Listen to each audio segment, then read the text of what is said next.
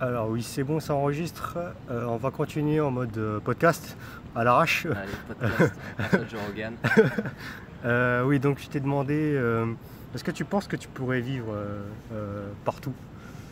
Est-ce que tu pourrais t'adapter parce que je sais que tu vas bientôt déménager, peut-être, quand ça sera possible. Hmm. Euh, Est-ce que tu penses qu'il y a un endroit où tu te sens comme à la maison? Ou est-ce que tu as trouvé ton chez toi en fait? Ou est-ce que est-ce que n'importe quel endroit peut devenir ton chez toi? Ouais, en fait, je pense que c'est plus quelque chose qui est personnel. Je pense qu'une fois que tu es en accord avec toi-même que, et avec les valeurs qui te sont chères, je pense que tu peux habiter un peu n'importe où. Après, voilà, il faut que les valeurs de la culture dans lesquelles tu es correspondent aussi un minimum. Mais du coup, je pense que je pourrais m'adapter à peu près un peu partout. Non pas que j'ai le, comment, que je m'intéresse à toutes les cultures ou toutes les civilisations, etc. Mais je suis pas fermé non plus. Et moi, je pense que j'aurais pas trop de difficultés en fait. J'ai pas d'endroit où je me dis il faut que je sois à cet endroit pour me sentir bien. Donc je pense que ça répond en partie à la question. Voilà, je pense que je serais bien en France. Voilà, j'ai de la famille, j'ai des amis. Je suis bien ici, j'ai ma copine, j'ai des amis, j'ai un travail. Je commence à comprendre un peu la culture, parce que bon, ça fait que 2 ans que je suis là, donc je commence à comprendre. Euh, voilà, je pense qu'il faut un peu de temps pour comprendre comment vivre dans une culture, mais après pour y vivre en soi, tu peux aussi vivre dans une culture sans essayer de la comprendre, comme j'ai déjà dit, même si je trouve ça triste. Hmm. Mais voilà, je pense que ça reste faisable. Ok. Est-ce que parfois tu ressens un peu un manque au niveau de la famille? Parce que il y a par exemple des entrepreneurs qui vont vivre en Asie, mais certains ressentent quand même un manque au niveau de la famille et décident de retourner en France. Après, c'est des exemples assez rares, mais est-ce que tu penses que ça joue un rôle aussi, ça, par rapport au côté de Ouais, se carrément. sortir à la maison? Moi, je pense, ouais.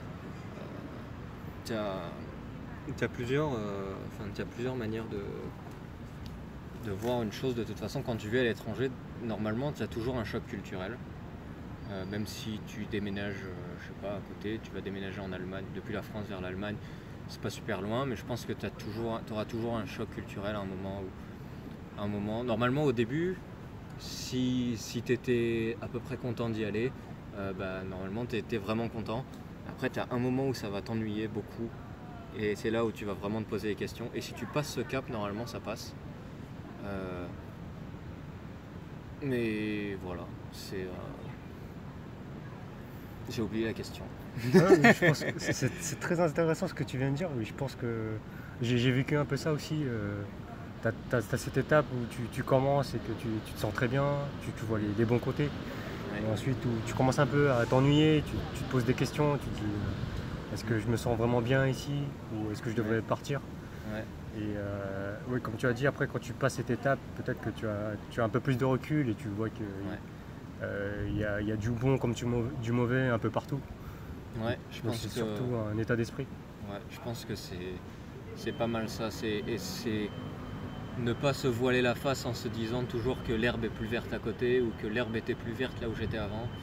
À un moment, enfin, ça va faire super philo là, mais le jardin qui est autour de toi, c'est le tien, quoi. C'est toi qui le cultives. Donc si c'est pas vert autour de toi, quelque part, la question elle est d'abord à se poser à ton niveau, quoi, je pense. Euh, Puis voilà, après tu as des cultures avec lesquelles tu matcheras pas, et encore une fois, ça veut pas dire que tu es une mauvaise personne ou que tu n'essayes pas de comprendre la culture. Des fois juste ça peut pas, ça marche pas, puis voilà. Très bien. Alors, de ce que j'ai compris, tu as fait ton école de commerce et donc tu étais venu pour un an. Ouais, Euh, et donc c'était pour suivre des cours voilà, de- d'école de commerce en fait. ouais, Ok. Et ensuite tu es retourné en France. Ouais. Et ensuite, tu es revenu à Taïwan. Ouais. Pourquoi est-ce que tu es revenu? En fait, je voulais retourner en Asie. Voilà, je voulais retourner en Asie. J'avais économisé en fait. C'était. Donc j'ai fait mon année d'échange ici. Après, j'avais une année de césure. Donc en gros, c'est une année où on est censé faire des stages. Donc j'avais fait 6 mois de stage en France. Et je cherchais un autre stage à l'étranger. Et donc j'avais regardé un peu en Asie. J'avais déjà fait Taïwan, donc a priori ça m'intéressait pas trop d'y retourner. Et du coup j'avais regardé plutôt à Hong Kong et le Japon, Tokyo. Et j'avais vu les prix des loyers. En fait je m'attendais à un stage où j'allais pas être payé. Mon objectif c'était d'économiser pendant 6 mois. J'avais fait le Tanguy, j'étais retourné chez mes parents pendant 6 mois. J'avais eu la chance de pouvoir faire ça. Donc j'avais économisé pendant 6 mois et en gros j'avais 6 mois d'économie pour faire 4 mois à l'étranger en payant tout, quoi, loyer, bouffe, etc. Et donc j'ai regardé Hong Kong, le Japon.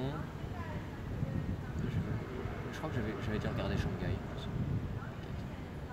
Et en gros tout était hors budget. Enfin c'est des trucs, c'était démentiel. Je pensais qu'il y avait même un bug au niveau des loyers pour Hong Kong. Un problème sur le site, mais non, c'était les vrais loyers. Et donc finalement je m'étais dit écoute, je retourne à Taipei. Puis, voilà. Du coup ça s'est fait un petit peu comme ça parce que je savais aussi que j'avais cette petite frustration où j'avais commencé à apprendre le chinois du coup pendant mon échange. Et après je m'y étais plus intéressé en fait. J'ai continué d'apprendre depuis la France et je m'étais dit mais c'est toujours malheureux quoi, quand tu as l'opportunité de le faire et que tu te rends compte que tu as gâché une opportunité seulement après. Donc je m'étais dit je vais en profiter, c'est une bonne opportunité et je voulais cette expérience à l'international, autre qu'étudiante. Donc voilà, du coup je suis retourné à Taïwan. Parce que c'est aussi fou. Je m'y étais bien plu la première fois. Ok, donc c'était pendant cette période d'année de césure? Ouais, tout à fait. Donc tu es encore retourné en France après ça? Après, je suis retourné en France pour finir mon master. Ok, très bien. C'est ça. J'ai fait 2 ans en France et du coup là je suis revenu. Ok. Alors, dernière question, c'est pas dans la liste de questions. La pression là, on part en improvisation, attention. Bon, c'est un peu personnel, mais on rentre pas trop dans les détails. Tu as une copine taïwanaise? Ouais. Alors, est-ce que tu... comment dire quelles sont les difficultés lorsque tu es dans une relation avec une personne de culture différente? Et comment tu surmontes ces difficultés?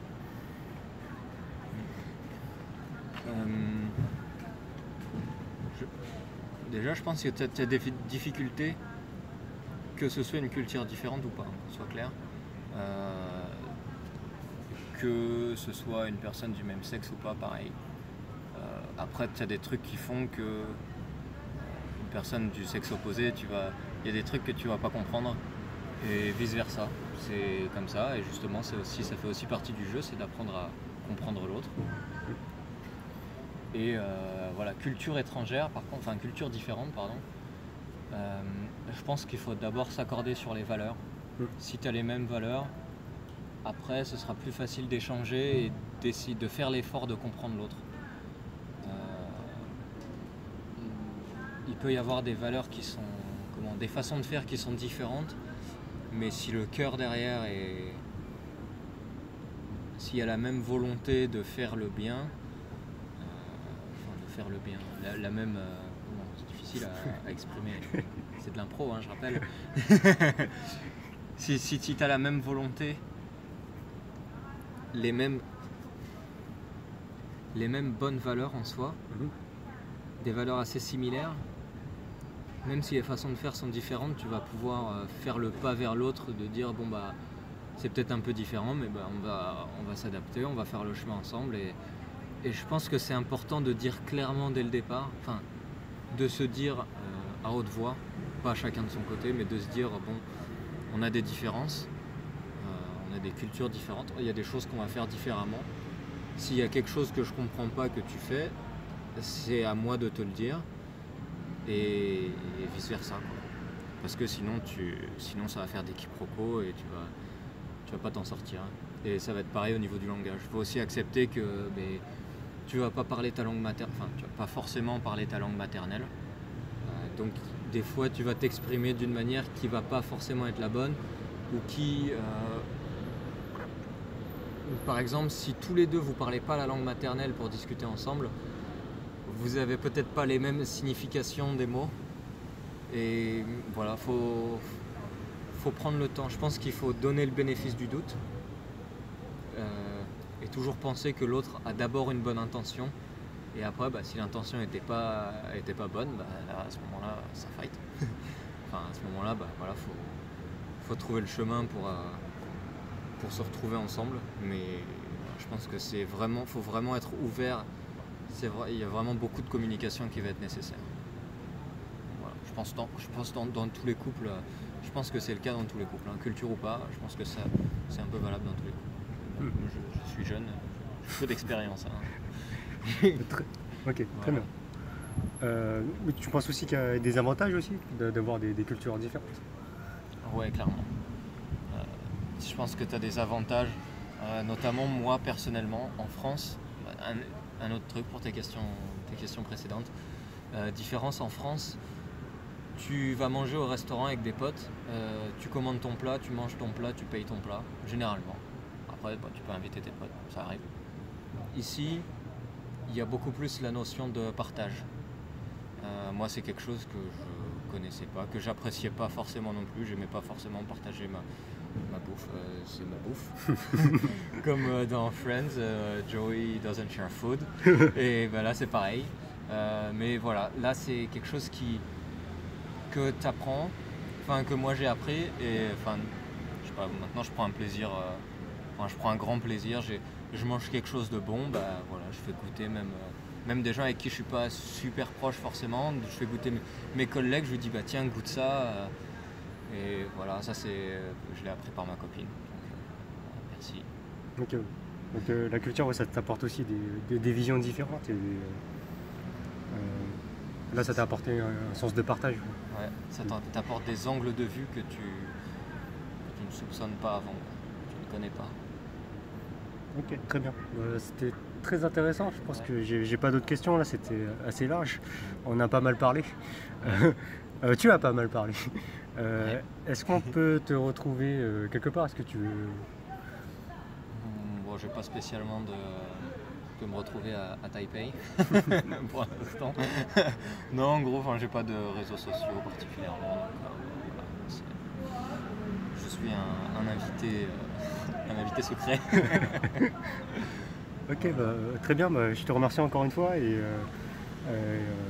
Ah oui, j'ai dit au début que j'étais vraiment content de t'avoir rencontré ici. C'est vraiment, je pense que ça m'a apporté pas mal de soutien. Je pense que ça m'a beaucoup aidé. Donc je suis assez reconnaissant. Ouais, moi aussi, c'est vrai que du coup, depuis que j'étais arrivé, je discutais avec pas vraiment de monde, même. Je connaissais pas de français ou quoi, ou d'autres spécialement. Et donc, du coup, ça m'a bien fait plaisir de voir que tu étais français, de voir que on échangeait, parce que tu aurais pu être français, qu'on s'entende pas du tout, mais c'est pas le cas. Bien sûr. Donc très ravi de t'avoir rencontré, et merci de m'avoir invité. Voilà, un grand plaisir. Très bien. Donc on se retrouve la prochaine fois pour le prochain interview. Merci Florent et à la prochaine.